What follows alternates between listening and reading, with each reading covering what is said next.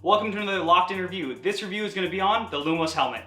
We're going to be going over features, design, setup, battery life, price, and my final thoughts. Let's start with features. This helmet features LEDs on the front, rear, and you got turn signals. As an easy one press on and off switch that doubles to switch between your 3 different modes, consistently on, slow blink, and fast blink. And you long press it to turn it off. It features this nice little wireless remote with left and right. This is what you're going to use to activate the turn signals. Simply hit the button one time to activate the light and hit it again to turn it off. And that's it. And it has auto braking technology, which means the backlight will actually illuminate when you slow down because it can sense this difference in speed when you're riding your bike. Crazy, right? And I'll talk about how to set that up later. Now let's go into the design. The overall design is very sleek and modern with good venting overall. It's not as vented as my Specialized Prevail helmet, but for an urban style helmet, it's a nice middle ground. The LEDs are integrated beautifully into it, and everything's very well put together. It's always a little nerve-wracking at first with Kickstarter products since it's a new company, but they knocked it out of the park as far as fit and finish on everything from the box to the helmet to the charger. Now let's talk about setup.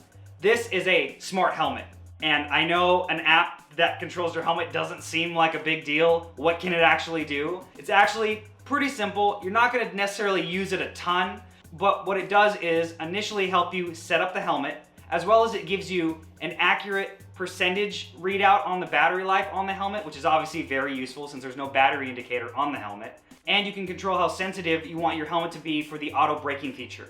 Now, the weight of the extra smartness is about 200 grams over my traditional helmet that I use, which is a Specialized Prevail helmet.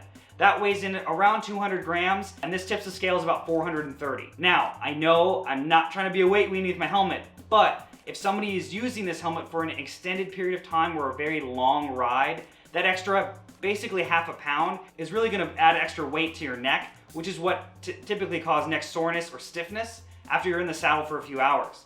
Now, since this is aimed as a commuter helmet, I doubt that'll ever be an issue, but food for fact, fun for food. Next, let's get on to battery life. This thing charges with a magnetic style charger. It charges itself in just 30 minutes, which is extremely fast, and it lasts on average, they say, about a week. Now let's get on to price. Currently, this helmet is priced at $169 on their website, and it's typically $199. Now, let's get on to my final thoughts. Using this helmet, honestly, and setting it up was a piece of cake, and it was a great extra layer of safety. Now, when I did use this helmet, I still used my traditional front and rear lights. This wasn't a replacement, but it definitely helped me feel more safe, and I was more visible. The turn signals seemed to be received well from oncoming traffic because they could see exactly where I wanted to go. The auto braking system, obviously I couldn't tell you if that worked great or not because I can't see it. When I filmed my buddy Andrew riding with the helmet, it was synced up to my phone, so it didn't work because he was too far away from me. This is my go-to helmet for any of my quick little errands that I wanted to run at the grocery store or anything. It did actually illuminate the ground better than I thought it would, but it definitely isn't a light replacement.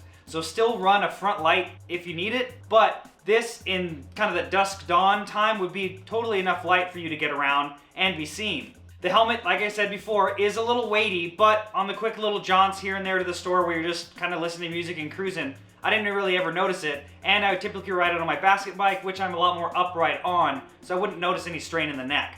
So if you're looking for an awesome, smart commuter helmet that's going to be an extra layer of safety to make you more visible to oncoming traffic, and especially with the turn signals integrated into it, you can make sure that someone knows exactly that you're looking to change lanes left or right, and that's a great added bonus to this helmet. I think it's definitely worth the $169, but I would say if you're a road biker or just an enthusiast and you like to go on those hour and a half or more longer rides, I probably would say this might start to strain your neck a little bit in that scenario. But if you have multiple bikes and this is something you're picking up to commute to work on, and I would definitely recommend it. Make sure to like, comment, and subscribe to this channel.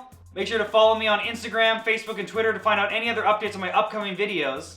And thanks for watching another episode of Locked In. Let's get locked in.